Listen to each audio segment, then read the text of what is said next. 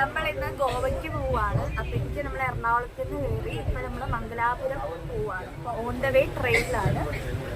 അതെ ഗൈസ്, നമ്മളിപ്പോ രാത്രിയിലാണ് പോകുന്നത്. അതുകൊണ്ട് ഇരുട്ടാണ്. പുറത്തെ കാഴ്ചകളൊന്നും പറയാൻ പറ്റുന്നില്ല. നല്ല തണുപ്പാണ്. Okay bye.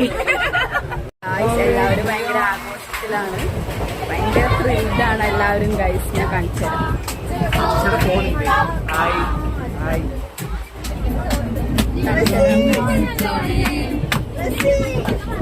You are